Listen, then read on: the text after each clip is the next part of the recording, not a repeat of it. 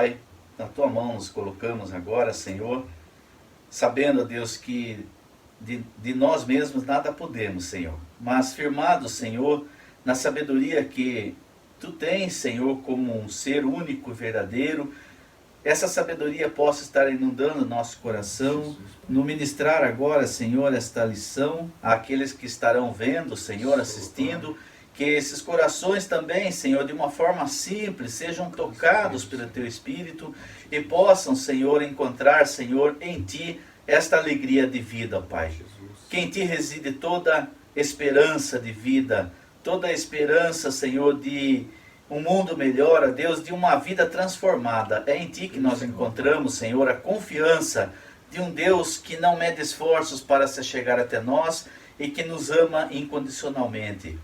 E é que através dessa graça maravilhosa do Teu Filho Jesus entregar-se por cada um de nós, nós, Senhor, Te bendizemos e glorificamos Teu santo nome por essa dádiva da vida entregue pelo Teu Filho Jesus a cada um de nós. Abençoa-nos, Senhor, nesse estudo. É o que Te pedimos, Senhor, hoje e sempre, em nome do Senhor Jesus. Amém. Aleluia. Amém. Bom dia, meus queridos. Estamos novamente aqui, abrindo esse nosso espaço de estudo na Escola Dominical da Igreja Metodista em São Roque. Eu sei que se você é a primeira vez que está nos vendo aqui, nós já começamos há alguns meses, né, Dário? Acho que mês e meio, né? Talvez no começo de abril. Nós estamos na 8ª lição, hoje vai ser a 8ª lição, então a gente já divagou um bom tempo aqui virtualmente com os nossos irmãos da Igreja Metodista e outros que, porventura, são tocados e curiosidade aguça e clica ali no YouTube para assistir essa aula. Que você seja bem-vindo em nosso meio aqui e possa aproveitar tudo aquilo que nós estaremos conversando aqui. Tudo isso segundo o temor de Deus, que sem Ele nós realmente não somos nada, né? Isso. Deus seja louvado. Amém. Por esse momento. Amém. Dário, qual a lição de hoje? Fala sobre o que mesmo? Hoje, Dirceu, lição número 8, Sabedoria e Simplicidade. A nossa revista, que nós estamos como temática é essa, né? Viver com fé e sabedoria. Nós já começamos a primeira unidade falando sobre mais a fé e agora então no aspecto da sabedoria. E o texto fundamental para ela, se você quiser já deixar sua Bíblia aberta, nós vamos ler daqui a pouquinho, Provérbios 30, 24 até o 28, tá bom? Ô Dirceu, nas semanas anteriores aí, a gente falou que o livro de Provérbios ele tem um objetivo para as pessoas, né? Como a gente está estudando o livro de Provérbios, o objetivo do livro de Provérbios está bem no comecinho lá, no capítulo 1, versículos 2 até o 6. O objetivo do livro de Provérbios, Provérbios de Salomão, filho de Davi, que foi rei em Israel. Então, Provérbios foi escrito por ele, né? Deixado para nós, obviamente inspirado pelo Senhor, para conhecer sabedoria e disciplina, para penetrar as sentenças profundas, para adquirir disciplina e sensatez, justiça, direito e retidão. Provérbios foi escrito para ensinar sagacidade aos ingênuos. Provérbios foi escrito para trazer conhecimento e reflexão ao jovem. E Provérbios foi escrito para que o sábio escute e aumente a sua experiência. E também o prudente adquira a arte de dirigir. E Provérbios foi escrito, o objetivo dele, para penetrar provérbios e sentenças obscuras, os ditos dos sábios e os seus enigmas. Esse é o objetivo do livro de Provérbios, Dirceu. E interessante, Dário, que algumas pessoas até adotam o livro de Provérbios como se fosse um guia diário, porque o livro de Provérbios é composto por 31 capítulos. Então, se você for ver mensalmente, dá para você ler um por dia. Por dia. Eu já vi pessoas que seguem ali a risca. Hoje é dia 9, então eu vou ler Provérbios 9. Então vai seguindo assim. Dá pra fazer. E interessante, você citou aí a figura de Salomão, mas a gente gostaria de também deixar claro que o livro de Provérbios aparecem outros colaboradores, sem ser Salomão. Sem ser Salomão. Isso mesmo. E nós vamos observar no capítulo 30 e 31, são a conclusão do livro. Exato. Aparecem dois personagens lá, que nome Agur e Lemuel. Quem são eles? Agur e Lemuel. Agur, um nome não muito comum, né, Dário? Mas devido a provavelmente na origem da raiz da onde ele viveu, era um nome comum. Tinha um significado. Eles eram dois sábios árabes, e esses dois sábios árabes, eles, por certo, como a sabedoria de Salomão, ela atravessou fronteiras na época, eles também tiveram esse contato com essa sabedoria de Salomão e deixaram a sua contribuição nos últimos 2 capítulos. Alguns historiadores, eruditos, até judeus, tentam afirmar que esses 2 nomes são fictícios, mas e são o próprio Salomão, né? Uma prefiguração de Salomão. Um apelido deles. Um apelido, mas na verdade é só para dar a ideia de que Salomão compôs os 31. Todos os provérbios. Mas por outro lado, a gente observa também que, como a gente já falou, a sabedoria de Salomão avançou fronteiras, provavelmente atingiu essa região onde viviam então Agur e Lemuel. De que região eles eram? Lemuel, o próprio livro de Provérbios fala que ele era rei de Massá. Quem foi Massá? Se a gente for ver na história, quando Abraão recebeu o chamado de Deus, ele teve a promessa, apesar da esterilidade de Sara, de um filho. Sim. Né? E esse filho seria o início então da criação de uma geração, de um povo, que seria o povo hebreu, através da pessoa de Isaac. Só que nesse meio tempo, houve um atalho na vida de Abraão. Um jeitinho que não é brasileiro, mas foi. E esse jeitinho, olha, se a gente for falar para vocês que todo conflito do Oriente Médio hoje é por causa desse atalho tomado por Abraão. Agar. O conselho da sua mulher, utiliza da escrava, já que eu não posso ter filho, utiliza da escrava para você gerar um filho. E eles tentaram até dar uma ajudinha para Deus. Falou, quem sabe essa promessa de Deus? Mas não era essa promessa de Deus. A promessa de Deus era de Sara. E aí Abraão então coabitou com Agar e nasceu a pessoa de Ismael. Ismael, o filho dele que colocou o filho dele. E Ismael, quando nasceu Isaac, Ismael começou a ter uns probleminhas com seu irmão por parte de pai, e a Sara não ficou muito satisfeita com isso, falou para Abraão, manda embora a escrava junto com esse menino, que ele não vai reinar junto com meu filho. Exato. E Abraão muito triste, porque ele era pai, e quem é pai sabe o quanto dói mandar um filho para fora de casa. E Deus falou para ele, não se preocupe, Abraão, porque da geração dele também eu vou fazer um povo. Só que esse povo não vai habitar com você. Eles vão para o deserto. E aí, Ismael, então, ele vai, lá no livro de Gênesis capítulo 21, ele é enviado por Abraão juntamente com a sua mãe, Agar, e eles vão para uma região deserta. E tanto é que no início a mãe de Ismael fala assim, para eu não ver meu filho morrer, que acabou o pão, acabou a água, eu vou sentar embaixo da árvore, deixo ele lá, e ele morre, daqui a pouco eu morro também. Exato. E aí aparece um anjo para eles, e faz essa promessa, olha, Agar, não se preocupe, Deus ouviu o choro do menino. Exato. E vai também prometer para ele uma povo, nação. Uma nação. Isso. E dessa nação nascerão 12 filhos, 12 tribos. Olha, tem uma certa semelhança com Isaac, né? Isaac, e esse, de certa forma, a nação que foi gerada por Ismael, o sétimo rei, o sétimo príncipe que nasceu de Ismael, chamava-se Massá. Do qual surgiu então essa terra de Massá, do qual Lemuel, agora vocês vão entender por que eu expliquei dessa voltinha, só para entender no contexto histórico, da onde que surgiu a cidade de Massá, do qual Lemuel foi rei e também teve a sua participação aqui no livro de Provérbios. Isso, perfeito. Lemuel e Agur. Agur, não é Agar. Agar era a mãe de Ismael. Que era a mulher. E Agur era masculino. Masculino, exatamente. É um nome masculino e Agar feminino. Exatamente. Então, voltando aqui, a gente vê essas duas figuras. Só para vocês, se vocês nunca tinham ouvido falar a respeito disso, ficou como ensinamento, que não deixa de ser o objetivo do estudo bíblico de escola dominical. Exato. Aprender um pouquinho da história, né? E se você abrir enriquece. Enriquece. abrindo Provérbios 30, que é o tema da nossa aula, você vai ver lá que em algumas Bíblias aparecem palavras de Agur. De Agur. Exatamente. Não, é esse Agur que nós citamos. Exatamente. Ele era um sábio arábico. E não palavras de Salomão, tá? Isso. Provérbios de Salomão. Então, Dirceu, quando a gente falou na semana passada que sabedoria e ensino a gente acaba conhecendo, são coisas distintas, mas as duas coisas dá para a gente adquirir. Dá para adquirir, né? E elas caminham junto, não se separa conhecimento e sabedoria. Tanto o ensino, que é o conhecimento, quanto a sabedoria, elas são coisas que a gente pode aprender. Então, a gente viu isso nas aulas anteriores. E hoje, o que a gente vai tentar fazer? Diferente do que a gente estudou de sabedoria, de fé, de razão, de conhecimento, hoje nós vamos aprender com a natureza.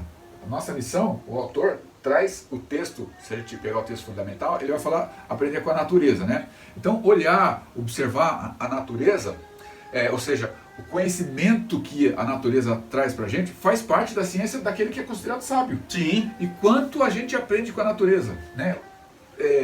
Tempos atrás, nós estudamos, aqui recordar é viver, né, Dirceu? Com certeza. A gente estudou lá atrás sobre a saída do povo hebreu do Egito. Do Egito. E falamos das É o Êxodo, né? O Êxodo. Falamos das 10 pragas e falamos que boa parte delas tem a ver com as questões da natureza. Natureza. E aí e eu acredito nisso, porque, não foi a natureza, foi Deus. Quem rege a natureza? É o próprio. O próprio Deus. Criador do universo. Todas as coisas que aconteceram ali, todas Sim. as coisas foram em relação à natureza. Sim. Então a gente vê que Deus age através da natureza.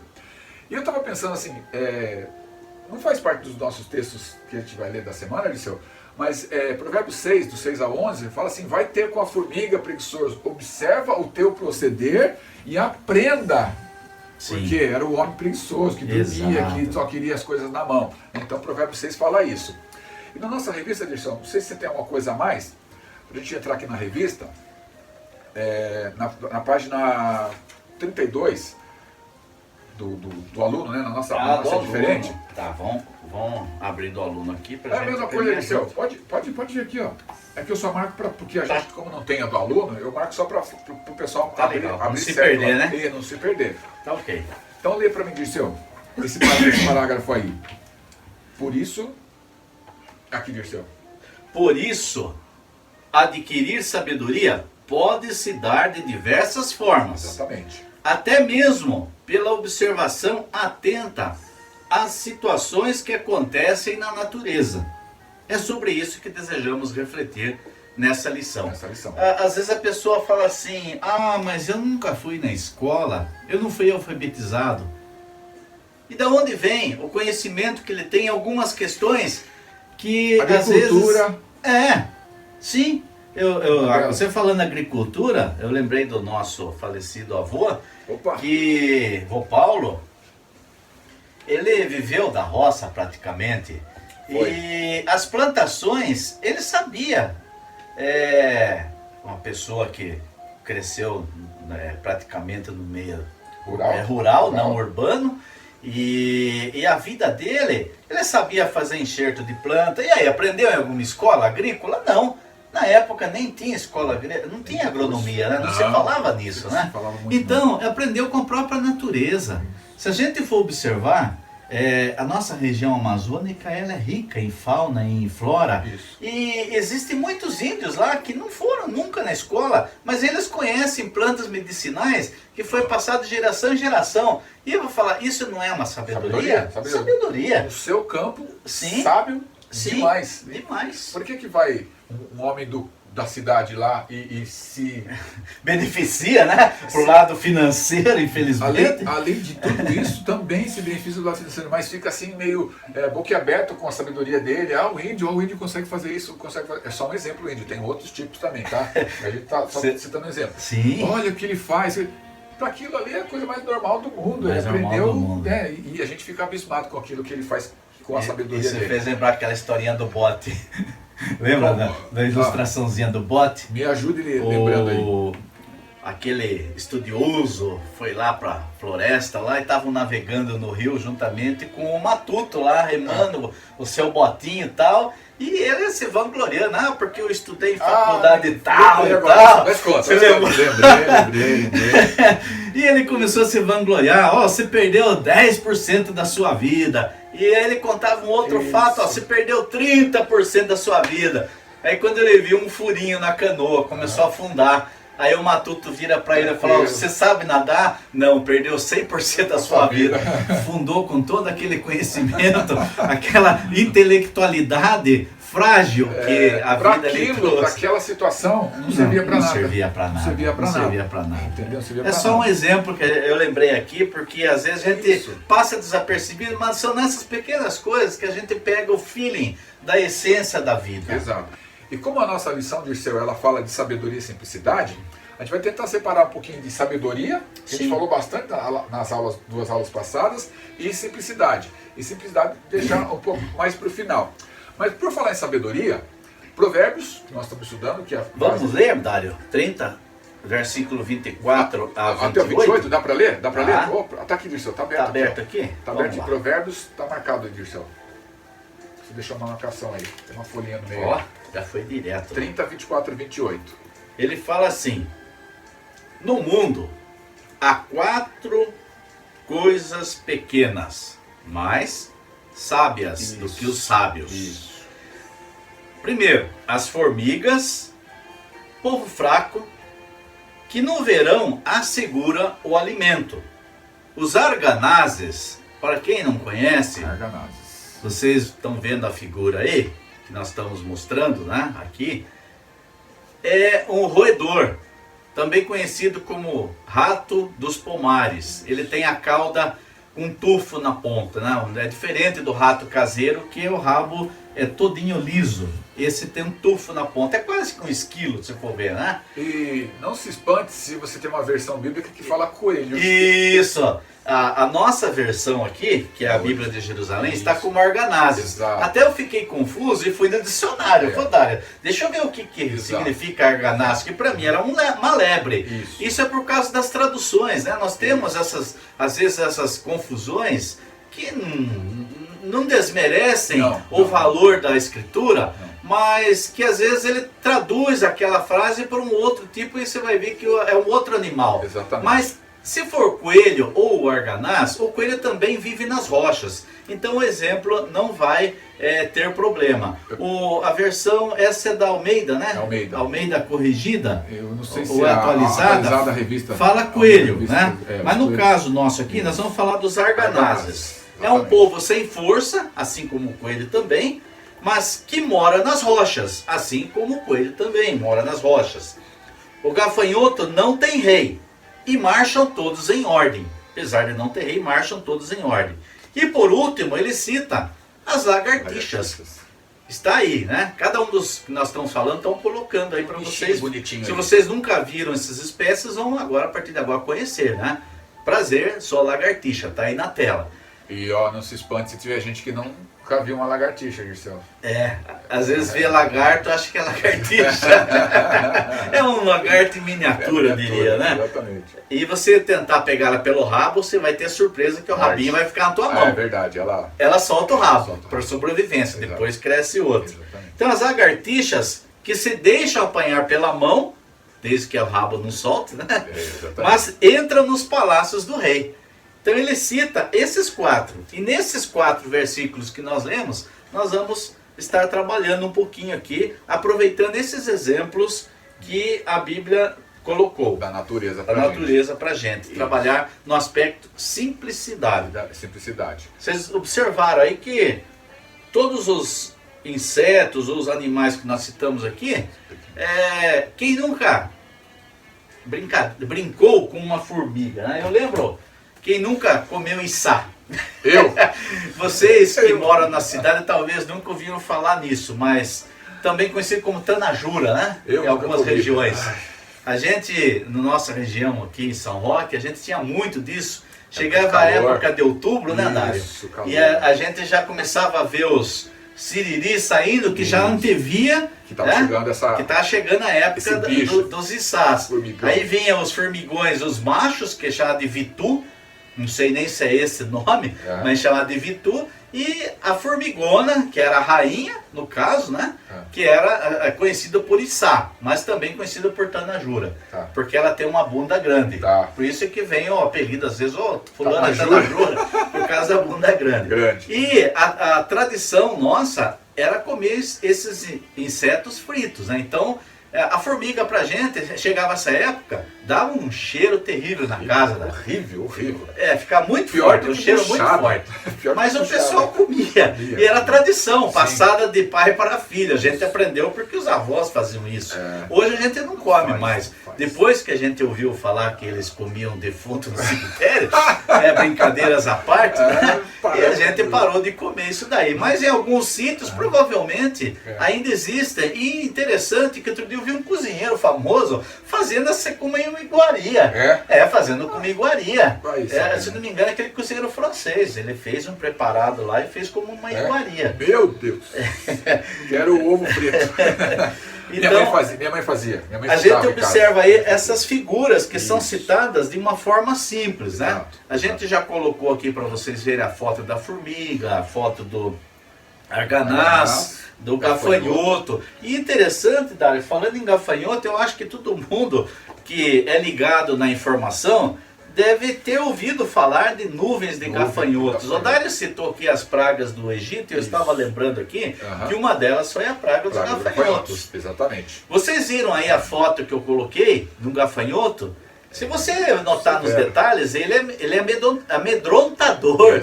Né? Dá a impressão que ele está com a bocona preparada para te dar uma dentada, mas não é. É a figura dele. Só que essa voracidade dele é para com as plantas.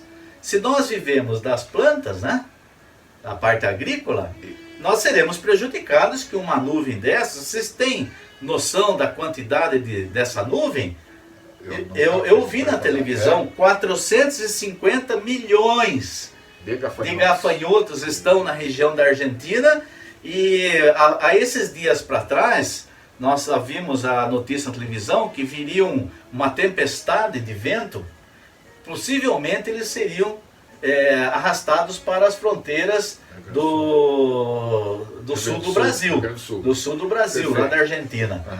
Mas devido à frente fria, podia diminuir um pouco esse impacto. Mas imagine, 450 milhões, eu não sei quanto foi lá no Egito. Não sei também. Na Bíblia não cita, mas foi assustador, o faraó se assustou. E agora nós estamos presenciando a nossa geração. Quantos anos se passaram? 3.000, 4.000 anos desse acontecimento lá no Egito, e agora nós presenciamos isso aqui, algo real. Então, a natureza, ela está aí, ela não mudou. Deus é o mesmo. Deus que fez no passado, ele está aqui presente hoje. E Deus é o mesmo que pode dar a libertação de todas essas coisas que surgem no nosso dia a dia. Então, voltando ao gafanhoto, eu só queria abrir esse parênteses para mostrar que não é algo distante de nós, e eles estão por aí. E se atacar a agricultura, todos nós iremos sofrer com isso, com certeza. E recuperei o texto lá de Êxodo, né? Fala que a terra já havia sido destruída pelas saraivas, pelas pedras. Sim. Pelas pedras. Sim. Mas não tinha sido destruído tudo. Os gafanhotos viriam para destruir toda a erva da terra. Provavelmente essa saraiva já chegou a afetar alguma plantação. Muito, com certeza. E quando você tem a chuva de granizo hoje, você observa que as plantas mais tenras, alface, se perde praticamente essa plantação. E por que eu fui buscar no texto lá de baixo, que você falou do vento, que o vento pode trazer. Isso. E olha o que está escrito em Êxodo 10:13, Dirceu. E estendeu Moisés a sua vara sobre a terra do Egito, e o Senhor trouxe sobre a terra um vento oriental, todo aquele dia e toda aquela noite. E aconteceu pela manhã, o vento oriental trouxe os gafanhotos. As forças da natureza estão presentes e nós somos testemunhas disso. Há poucos dias atrás aí, a gente viu o que aconteceu em Santa Catarina, em Florianópolis. O mar se enraiveceu, subiu. E esses são fenômenos da natureza, nós estamos sujeitos a isso. Agora tem pessoas que falam, fica preocupada, são sinais do fim dos tempos. Exato. Isso não é se perder, o foco das coisas. O importante é que se for o sinal do final ou não, Glória que você esteja pronto para isso. Se você a Deus. estiver pronto, você vai querer mais que seja mesmo. Exato. Ir para um lugar melhor do que aqui, quem que não quer? Lá na nossa classe de líderes, olha como a gente vai Devagando, né? lá, né? Saímos um pouquinho, mas a gente já volta. Lá na nossa classe de líderes, nosso pastor Eduardo fez uma pergunta uma vez lá. Se você soubesse que você tinha 5 dias de vida, o que você pediria para o Senhor? Eu pediria para ele me levar no primeiro dia. Não quero mais ficar nem 4 dias a mais aqui. Porque se eu soubesse que só tenho 5 dias de vida, por que eu quero ficar mais 5, mais 4 aqui? Se eu posso ter a certeza, a convicção de que eu estarei com o Senhor. Melhor, muito melhor. Muito melhor. Então, isso foi, todo mundo olhou para trás quando eu falei isso. Será? Às vezes a pessoa até assusta quando a pessoa morre e fala assim, ele está melhor com a gente. Às vezes a pessoa olha assim, será? Porque se você não tem certeza... uma vez nós estávamos, muito tempo atrás, aqueles cultos que a gente fazia nas casas, e um pastor João Leite, lembra do pastor João Leite? Foi nosso vizinho aqui, não foi? Foi vizinho, morava aqui atrás. Sim. Ele estava num culto da minha mãe e ele perguntou para uma pessoa que estava no culto presente, você tem certeza da salvação? Aí a pessoa virou para ele e falou, eu acho que sim. Aquilo foi batata. Era o que ele queria. Achou! Você não pode achar, porque no dia da salvação, os achólogos vão ficar tudo aí. Você tem que ter certeza. É sim, sim e não tem o meio termo. Para dar esse testemunho, eu tenho que citar o nome. Eu vou citar o nome, né? Quando o Caetano ficou, nosso Caetano, Polini, o Caetano. Ficou muito doente, né? Ele teve um câncer, me parece que foi pulmão, né, Dirceu? E aí, nós estávamos voltando, a gente acabou de saber a notícia de que ele estava muito doente já, né? Tudo começou com uma tosse, não saía, achou que era bronquite. E eu estava voltando de carona com um colega nosso, e ele falou, nossa, que dó do Caetano, que o Caetano está doente, o que será dele? Eu falei, não tenho dó do Caetano não, o Caetano já tenho certeza de que está já com a salvação pronta, assinada e cravada. O dia que ele morrer, ele vai subir para o céu. Eu tenho dó das pessoas que ainda não aceitaram o Senhor. Né? Então é com isso que a gente tem que se preocupar. Dirceu, você vai caminhar aqui? Vamos caminhar aqui? Vai, vamos lá, eu separei aqui alguma coisa sobre esses 4 animais que foi citado aqui. Legal. E a gente vai poder caminhar junto aí. Então ele fala sobre o primeiro aí, que é a formiga. Como que as formigas vivem? Nós falamos aqui do içá. Dirceu, será que, desculpa aí, trabalho pra gente, será que a gente consegue colocar uma foto daquele super formigueiro? Super formigueiro? A gente vai tentar colocar uma foto do super formigueiro, tá? Aí você vai ver o que é uma casa de formiga. Vamos tentar, vamos pesquisar. Vamos providenciar. Aí, uma das características da formiga, a formiga é diferente do gafanhoto, ela tem rainha. Tem rainha, ela tem. Tá? E elas obedece fielmente. Guardam. Não sei se você já observou um formigueiro de perto, independente da espécie, mas na boquinha do formigueiro, toda aquela formiga que chega, ela apresenta uma senha ali. Um beijinho. Apresenta um password para poder entrar no formigueiro, né? Exatamente. E aí, você vê que tem umas maiores que ficam na boca do formigueiro, são soldados. Guardas. São soldados. Vespa, abelha é a mesma forma. É a mesma forma. Então, se você, algum inimigo tenta entrar ali, disfarçadinho, ele vai ser detectado pelo cheiro. Isso. E também algumas características que eles têm, assim, um linguajar formigóide ali, que eles se entendem, eles trocam informações entre eles, tem as anteninhas ali. Exatamente. E eles se comunicam. Mas a formiga, o interessante é que, apesar do tamanho dela, o que ela pode nos ensinar? A formiga é um ser, podemos dizer que é um ser? Pode. Foi criado por Deus, né? Um ser vivo. É a proatividade e o compromisso na realização das tarefas. Olha que coisa. Não procrastina. Não. Se ela sabe que ali na frente tem um lago, eu já vi um vídeo sobre isso, elas fazem as pontes com o corpo das formigas para chegar do outro lado. Isso. Quem ensinou isso para elas? Aí eu falo, foi alguma faculdade? Eu sei quem ensinou. Sim, eu digo assim, precisou ir a alguma faculdade, fazer um cálculo de integral e tal, para ver se aquela ponte aguenta? Não, elas vão vão se juntando ali e atravessa. E chega no seu obstáculo. Por quê? Ela pôs um foco. Eu quero chegar lá. Isso. Não tem nada que no caminho vá me impedir. Eu vou chegar lá. Então, essa proatividade e essa persistência e responsabilidade em cumprir com as tarefas é algo que nós temos que tomar como exemplo. Por isso que o Dário citou aquele texto. Vai ter com a formiga preguiçoso. Você fica aí de braço cruzado, ela no verão, o que ela faz? Ela está colhendo os frutos, o seu alimento e estocando, porque ela sabe que vai chegar o inverno. Vamos assim, as 4 estações estão correndo. Isso. E aquele momento que chegar, ela vai ter o seu estoque e vai poder sobreviver disso. Então, ela é um ser que tem muito a nos ensinar, não obstante o tamanho dela. Você pisa na formiga e esmaga a formiga.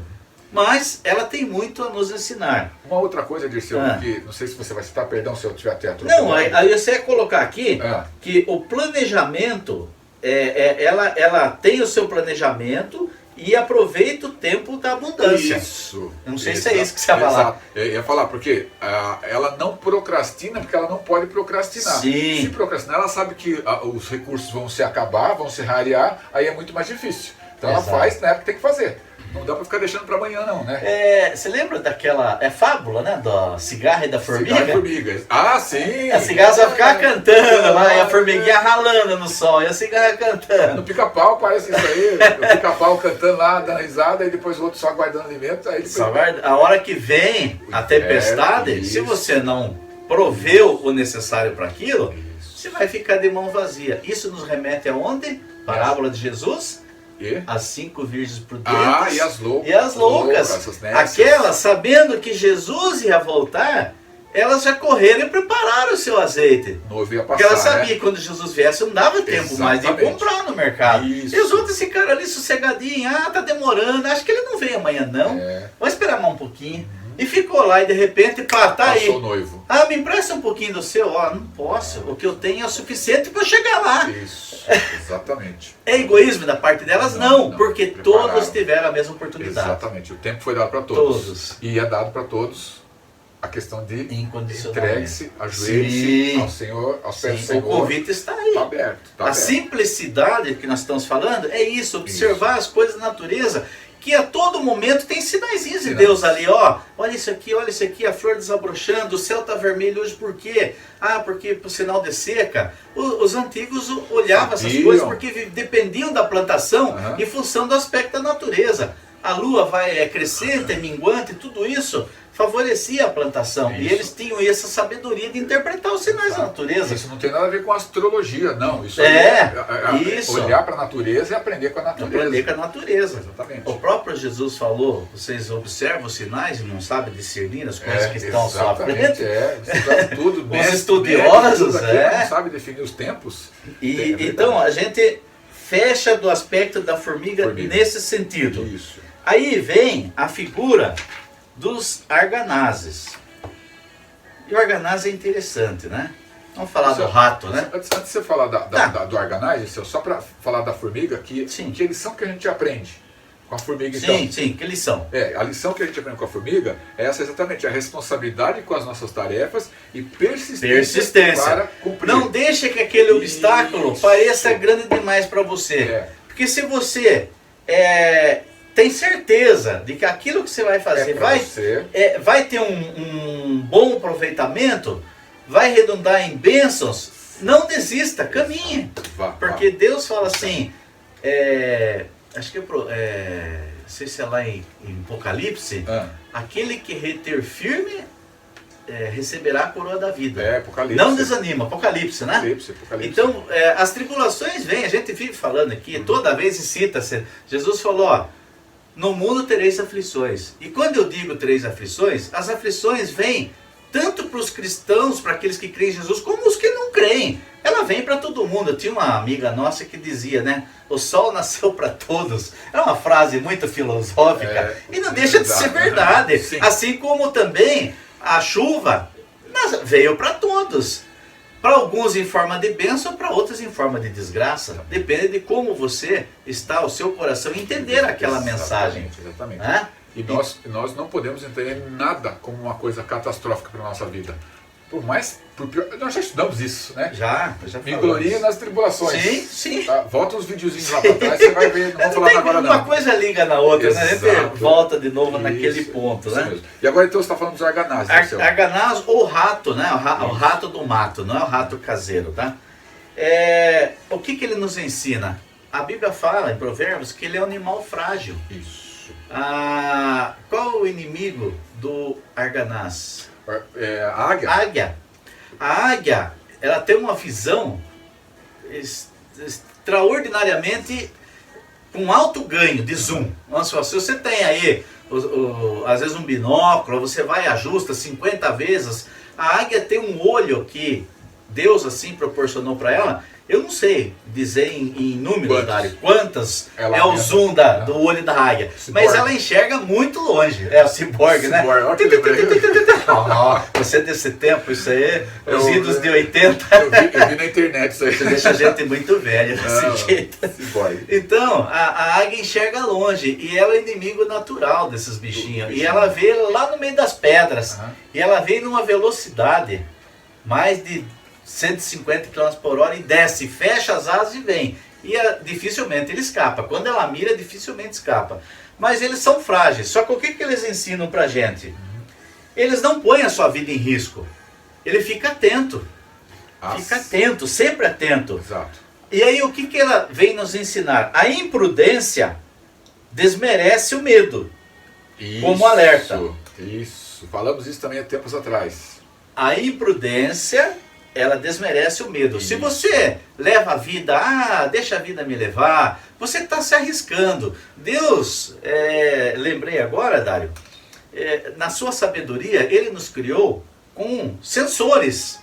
Às vezes a pessoa fala, mas eu estou com uma dor de cabeça, não sei o que. Graças a Deus que você tem essa dor de cabeça. É sinal que o teu alarme está tocando. Exatamente. Porque se você não tivesse esse sentimento, você morria. Porque o seu corpo está falando, me ajude, eu estou precisando de alguma coisa. Isso. E assim como nós temos os graus, né, de dor, em hospitais existe até a unidade da dor. Intensidade de dor. O nosso corpo vai falando isso. Às vezes é uma unha encravada, dá uma dorzinha na pontinha do dedo, fica latejando ali. Os seus glóbulos brancos estão trabalhando. O teu cérebro está sinalizando, manda um grupamento lá para combater aquelas bactérias. Exato, isso. Se essa organização, nosso corpo, fosse bagunçada, você pegava a faca, cortar o teu dedo, não sentisse nada, ninguém tinha dedo mais. O que faz você pegar uma faca e gelar quando você imagina que o fio dela pode te talhar o dedo? Sobe um calafrio assim, né? Eu já contei pra você que eu tesourei meu dedo. Tesourei não, eu esfaquei meu dedo. Eu comprei um cacho de banana. Eu falei pra você do cacho de banana? Não falou, mas eu já tô imaginando a cena. Eu tenho uma faca da Tramontina desse tamanho. E eu afiei a bichinha no afiador. E fui cortar o cacho de banana. Só que o cacho de banana, ele é muito fibroso. Para faca afiada, aquilo lá era uma resistência terrível. Não, é uma resistência terrível. Ele demora para passar, verdade. Demora para passar. Isso. É uma fibra muito violenta. Só que na frente do cacho de banana estava o meu dedo, que não é fibroso, é carne macia, terra. E a faca escapou do bendito cacho de banana e achou meu dedinho ali. Oba! Tum! Aquilo entrou. A alma gela até agora, tá? Não sei se você já teve essa experiência, a sua vai gelar também. Mas gelou. A hora que gelou, eu já grudei, tapei o dedo, fui e enfaixei. Aí a Vera veio e falou, o que aconteceu? Eu falei, arranquei a ponta do dedo. Eu não cortei, eu decepei o dedo. Aí eu enrolei, ficou acho que uma semana. Falei, eu não vou poder tocar violão mais, justo o dedo indicador, né? Da mão esquerda, onde faz pestana. Mas graças a Deus, Deus é maravilhoso e nos deu uma recuperação. O dedo está aqui, ó. É esse daqui, ó. Tá faltando pedaço. Eu tô vendo aqui. Você viu que tá diferente? Ele ficou um pouco diferente. Eu perdi a sensibilidade da ponta porque os nervos foram cortados.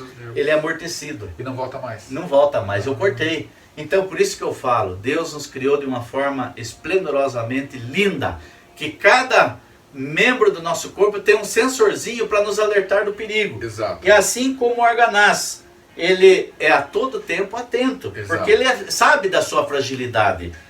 A covardia superestima o medo. Isso. Ah, não vou fazer isso não, porque pode acontecer isso. Se eu fosse parado. covarde, eu não ia nem chegar perto daquela faca. Exato, exato. Assim como eu conheço pessoas que quando começa a trovejar, entram embaixo da cama. Tem medo de galinha, Tem não medo. fala quem. Não muda Pula de esse assunto, pula Não muda esse de assunto. assunto. Não só de galinha, de ave em geral. Tá? De ave em geral. Então a covardia muitas vezes faz a pessoa se entrar num avestruz, enfia a cabeça num Isso, buraco, travar. mas o seu corpo está tudo para fora, mas a cabeça não está, então eu tô tranquilo Eu aqui. não tô vendo nada. Não tô vendo nada. E como se faz para domar um avestruz? Tampa a Tampa a cabeça. cabeça dele, Ele fica calminho. Ele fica calmo, você leva atrás, monta, sobe e pronto, é dessa forma. Agora, o terceiro ponto que eu gostaria de destacar aqui do Arganaz, a prudência. Prudência. Reconhece o perigo, Isso. age para não ameaçar a vida. Isso. Ele sabe que a águia está ali. Ele reconhece o perigo. Ele não fica de bobeira, mas ela está longe. Ela está longe, mas está de olho nele. Então, ele está todo o tempo vigilante. Analisando as consequências, agindo de acordo com a possibilidade, né? Não fica paralisado de medo, porque sabe que tem um inimigo ali, mas também tem prudência em sair buscar o alimento E voltar. rapidinho. Né? Agora, uma coisa que eu gostaria de fechar com o Arganaz, que eu achei fabulosa, esse exemplo aqui. Só pra Aonde você ele falar... mora? Isso! Você está lendo no pensamento? Ele mora na rocha. A rocha. O que a palavra de Deus fala sobre a rocha? Um homem fez sua casa sobre a rocha, um homem fez sua casa sobre a rocha. Vieram as chuvas, as torrentes, e a casa permaneceu em pé. Isso. Quem é a nossa rocha segundo a Bíblia? Cristo. Cristo. É a nossa rocha. Cristo é a nossa rocha. Isso. Se Cristo é a nossa rocha, nele nós encontramos proteção e fortaleza. Amém. Somos frágeis? Somos, mas nós temos um guardião. Isso, exatamente. Nós temos essa promessa. É. Eis que estarei convosco até a consumação dos séculos. séculos. E a consumação pode ser amanhã, pode ser depois, não importa. Se ele está comigo, por que eu vou ter medo?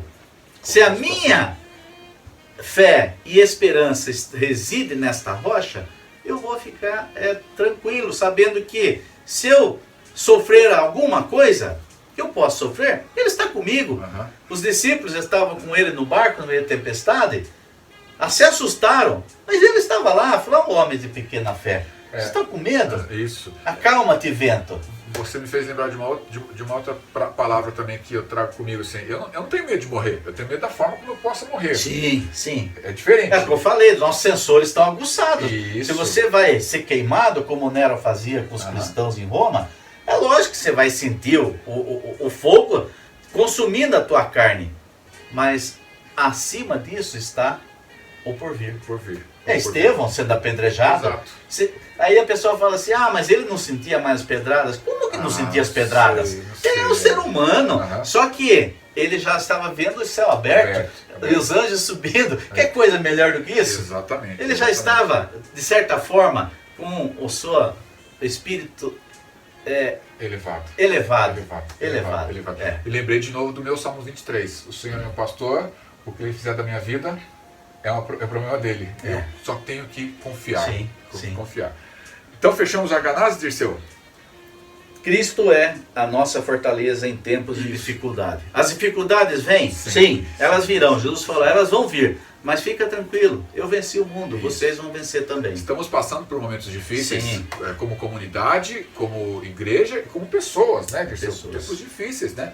Mas na certeza que superaremos. Sim. Superaremos. Agora, vamos para aquela figurinha assustadora, o gafanhoto. Essa foto que você colocou aqui, Dirceu, é brava mesmo, hein? Parece um dente, uma dentadura, né? Eu vou amenizar isso no final depois, tá? Fiquem tranquilos. O gafanhoto. Eles vivem e trabalham em grupo. Isso. Agora, se você pega um sozinho, ele é fraco.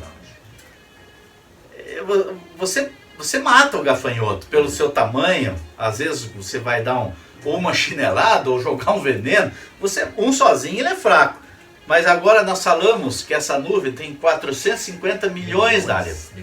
Por mais que ele não coma, não seja carnívoro, assim dizer, assusta. Opa! Não, assim, gafanhoto, assim, são animais que a gente pega na mão põe na mão, ele anda pra cá, A pra patinha lá. é rugosa, né? E gruda na gente. Dá uma sensação Dá, diferente, dá, né? Estranha, esquisita. Mas você pega, você coloca na mão. Eu não tenho essa dificuldade de pegar o gafanhoto, colocar na mão e pegar daqui, tirar daqui.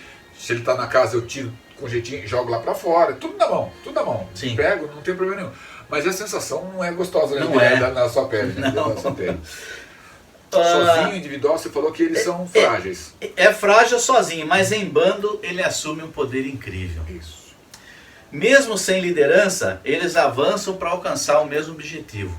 Esse bando que está voando aí, eles estão procurando onde tem alimento. Provavelmente a região que eles saíram não tinha esse alimento mais. Sim. Então eles estão procurando a modernidade, o avanço da tecnologia. O homem está invadindo espaços que a natureza está cobrando hoje. Algumas regiões lá nos Estados Unidos mesmo, os ursos invadem as casas, vai nas lixeiras comer. Em Nova Jersey, lá, eu estive lá em Manhattan, lá do lado, que é Nova Jersey, os ursos estavam invadindo as casas. Não precisa ir longe, Dirceu. Não precisa não, pode ir longe. Sim. Mas eu tenho testemunho de hoje. Hoje eu tive que levar um documento para Mariana lá na igreja e parei meu carro lá na praça, no jardim. Certo, Praça da Preguiça. A praça da Preguiça. E aí eu deixei a Ana Márcia no carro, que era a nossa hora de almoço, e fui lá na igreja levar o documento para Mariana. Eu voltei. A hora que eu voltei no carro, a Ana Márcia falou, não entra, para. O que foi? Olha aqueles bichinhos ali, olha quantos tem ali. Coati? Saguis. Saguis. Vários andando subindo, descendo as árvores ali. Cadê o medo que esses bichinhos tinham das pessoas? Mas aí o que acontece? Sobrevivência, eles precisam de comida. Instinto de sobrevivência. Estão se aproximando. Ali na Brasital, a Karina trabalha ali. Ela mandou fotos deles nas mesas, nas janelas e nas mesas andando. Você trabalhando aqui, o saguizinho andando por cima das mesas. Hoje eu estava vendo uma notícia, eu não sei se é a região do Nepal, daquele lado lá, mas a invasão de macacos na cidade. Tem muito macaco lá. E eles não estão nem aí, entra nas casas, não quer saber não. Então, eles não têm mais o espaço deles, acabou. Aí eles vão onde tem comida fácil. Exatamente. Eles não querem mais caçar para comer, tá fácil, ele vai e pega. Invade mesmo. Tem um filme que eu não lembro agora, eu acho que o da Floresta, não lembro o nome do filme, da Floresta, que os bichinhos têm que sair para buscar comida também, mas é muito legal. Sem Floresta? O Sem Floresta. O Sem Floresta. Esse aí, o Sem Floresta. É isso mesmo. E aqui, então, voltando aos gafanhotos... Sozinho é fraco, mas em banda assume um poder incrível. O que ele nos ensina? Somos interdependentes e há valor nisso. Nós sozinhos, às vezes temos ideias de fazer algumas coisas e às vezes nos atrevemos até a fazer, mas se estivermos juntos, com certeza vai ser muito mais fácil. Não tenha dúvida. Muito mais fácil. É necessário caminhar no mesmo propósito, em unidade. O nosso tema da nossa igreja hoje a unidade é bem presente, né, Dário? Que estranho, né? Esse tema nesse ano, né, Dirceu? Com essa pandemia toda. Ou é estranho, ou é muito enfático da parte de Deus pra gente, como igreja metodista, né? O nosso tema é verdade. Caminham em unidade. E a gente tá numa unidade à distância. Virtualmente unidos. Virtualmente unidos. Exatamente, virtualmente unidos, dessa forma. Então, finalizando aqui, é necessário estar unidos em prol da construção de um reino que não se caracteriza pelo poder autoritário, mas pelo serviço poderoso para transformar a realidade integral do ser humano, do homem. E esse é o intento de Deus, levar o homem de volta à sua condição original. Viu o joguinho de palavras que você fez aí, Dirceu? Fiz? Fez. Não pelo poder autoritário, mas pelo serviço poderoso. Ah, sim! Né? Não é pela... Não tinha percebido, Deus não te obriga você a aceitar. Ele te dá a liberdade de você escolher. Mas saiba que a sua escolha vai redundar em bênçãos ou maldição. O que Josué falou para o povo? Subiu no monte, aqui é o monte da bênção, aqui é o monte da maldição. Eu e a minha casa serviremos ao Senhor. Vocês decidem o que vocês querem fazer. Exatamente. Ou seja, eu não sou responsável por vocês. A decisão é pessoal. A decisão é de cada um. De cada um de vocês, isso mesmo. E as lagartixas, finalizando. Gosto delas. Quem nunca pegou num rabinho de lagartixa aqui se assustou quando ela saiu e ficou o rabinho na mão pulando. Deixando ali. E é geladinha. Lagartixa é sangue frio, né? É uma sangue frio. Eu não sei se sangue frio, mas é geladinha. O lagarto é sangue frio, né? Por isso que ele vive ficando sol? Para se aquecer. Fala lagarteando. Já sei porque o vô ficava no sol, então o vô tinha sangue frio. A lagartixa, o que, que ela nos ensina? É um ser muito frágil, mas ela não se deixa limitar nos seus sonhos e projetos. No sentido amplo, traduzindo isso, que a Bíblia cita em Provérbios, que ela vive no Palácio dos Reis. Ela está lá no Palácio dos Reis. Agora se imagina. É que ninguém pode entrar. Ela está lá. Aonde que está a segurança do palácio? Está tudo ali. Se você vai tentar entrar lá, porta, você vai janela, ser bloqueado. Porta, janela. O que você está fazendo aqui? Não, você não pode. Isso. Mas a lagartixa já está lá. E ninguém a bloqueia. Isso. Então o que, que ela nos ensina? Confia nas capacidades de Deus de promover transformação integral na vida do homem. Deus nos capacita. Nós não podemos nada por nós mesmos. É líquido e certo isso. Eu sou um ser mortal, sujeito a várias intempéries da natureza, a ficar doente, mas quem nos capacita? É Deus. A obra de quem quer é de Deus. E se a obra é dele, ele quer dar capacidade para que nós contribuamos nessa obra, que é o que nós lemos no anterior, a respeito dos gafanhotos, construção de um reino, que não se caracteriza pelo autoritarismo. Então, Deus nos capacita a superar os desafios, vencendo os obstáculos, para chegar onde Ele deseja. Lugar preparado por exemplo, na lagartixa. Chegar em lugares que Ele preparou. Que Ele preparou. Que eu acho que devo ir, que é melhor. É Provérbios que fala, os nossos pensamentos não são... Os meus pensamentos não são os vossos pensamentos, diz o Senhor. É um profeta. É um profeta. Acho que é Jeremias, Dirceu. Jeremias 29, né? Isso, Jeremias 29. Acho que 11, onde fala assim, eu sei que pensamentos têm a vosso respeito, diz o Senhor, pensamento de paz e não de mal, para vos dar o fim que desejais. Então, o que a gente coloca com isso? Eu lembrei, eu citei no domingo passado, a respeito daquele sábio. Lembro da história do sábio. Einstein. Isso. Qual a frase famosa dele? Eu quero conhecer os pensamentos de Deus, o resto é detalhe. Se você sabe o que Deus quer para a sua vida, se você tem ciência disso, isso você não vai aprender em escola nenhuma, é a sua experiência com Deus que vai dizer isso. Você conhecendo os pensamentos de Deus, você vai pensar duas vezes antes de o magoar. Sim. Porque a exemplo daquela ilustração que eu mandei para você, Dário, agora linkando com isso aqui, do músico, ele estava ali disfarçado, é um violinista famoso, com um violino de 3 milhões e meio de dólares, um Stradivarius, que é famoso, só que ele estava no metrô vestido de mendigo, tocando. Ficou o dia inteiro, mais de 1000 pessoas passaram e ninguém parou para ouvir ele tocando aquela música. E às vezes, com Deus acontece isso. Ele está do nosso lado ali, às vezes a gente não quer perceber que Ele está ali. E quanto vale Deus para nós? Quanto nós damos valor para essa disposição de Deus estar conosco ali? Que a Bíblia também cita isso, que Deus, Ele nos amou primeiro. Sim. Na condição que nós somos. E o que Ele quer de volta? Que nós apenas retribuamos com esse amor que Ele tem para conosco. Que é o tópico da simplicidade, nós vamos falar mais à frente. Exatamente. Em Mateus 11:25, Mateus 11:25.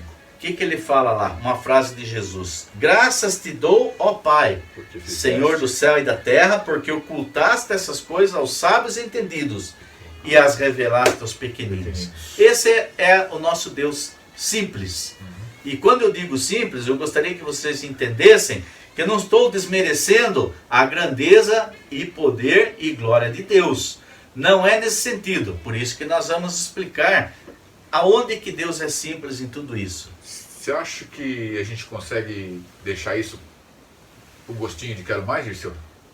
Eu acho que dá, né? Dá. Eu sei que você está curioso.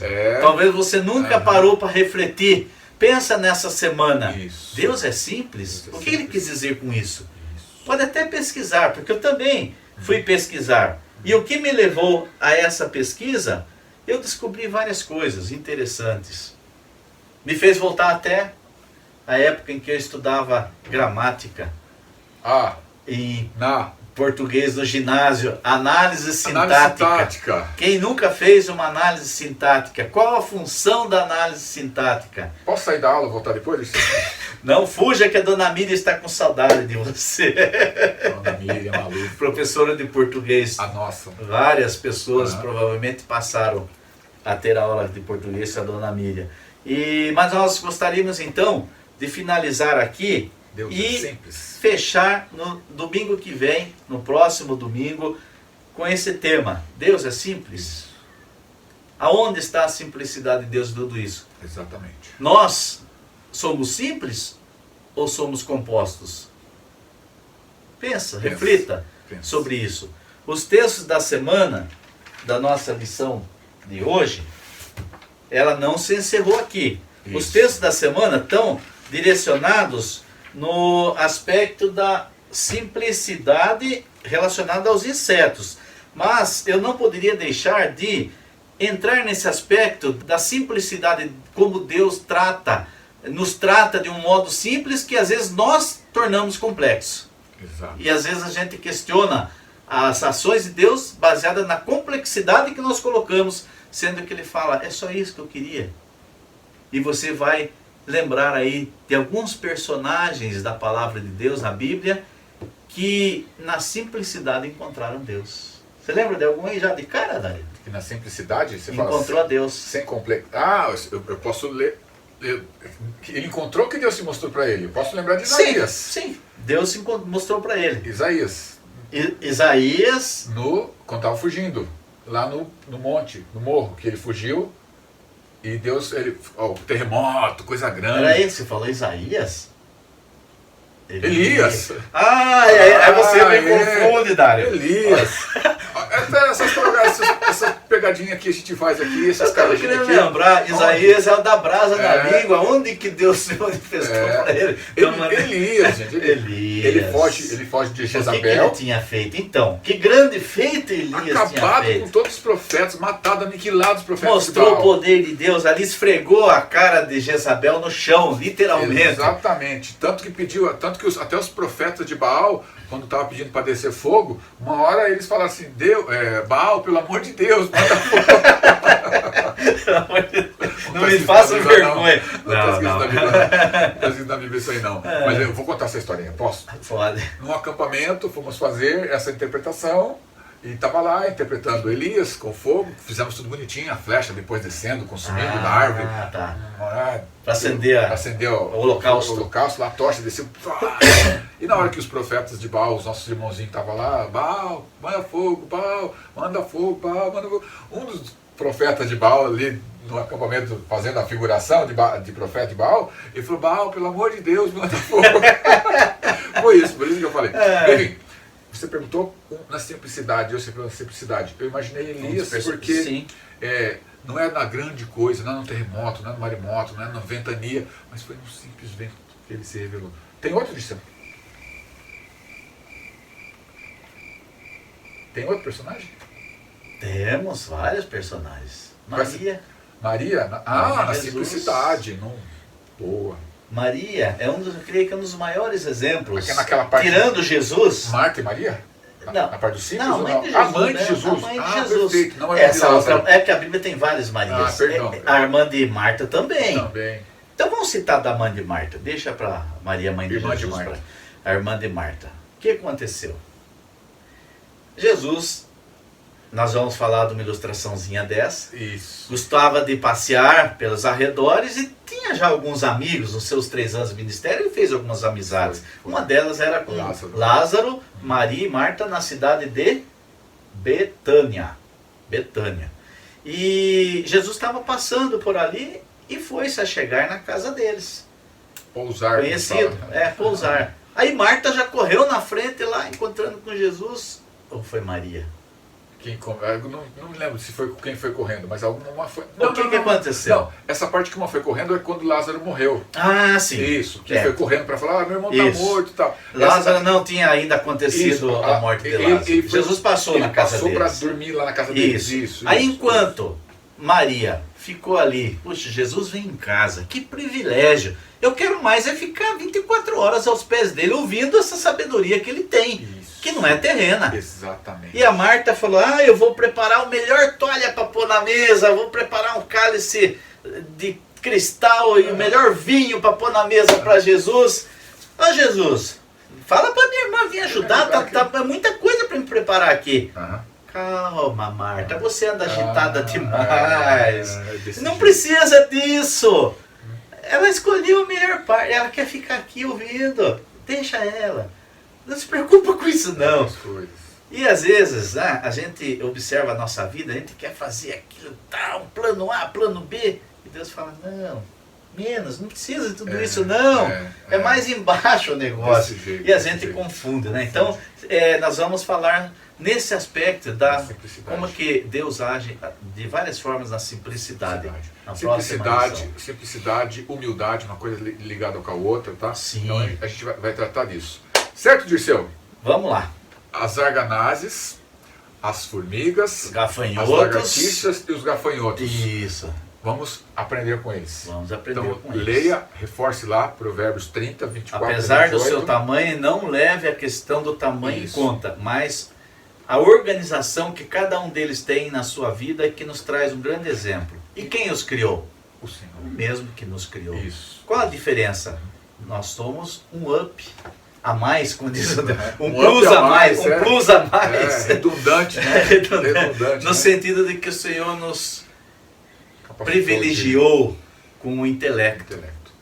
Só que às vezes esse intelecto confunde o entendimento de Deus. Semana que vem. Semana que vem, é mesmo. Semana que vem. Mas fica aí uma pontinha de adoçante na sua boca para que você esteja conosco no próximo domingo também e a gente vai concluir essa lição de sabedoria e simplicidade. Deus abençoe, uma boa macarronada para aqueles que vão degustar a macarronada, uma boa lasanhada para aqueles que vão comer uma lasanha. Eu não sei o que eu vou comer hoje. Um churrasco, mas não sei. O que for que eu for comer, vou agradecer ao Senhor, pedir para Deus abençoar. Deus provê todas as coisas. Deus abençoe vocês. Até o próximo domingo, Deus abençoe. Tchau. Qualquer coisa liga pro Dirceu, qualquer dúvida liga pro Dirceu, tá?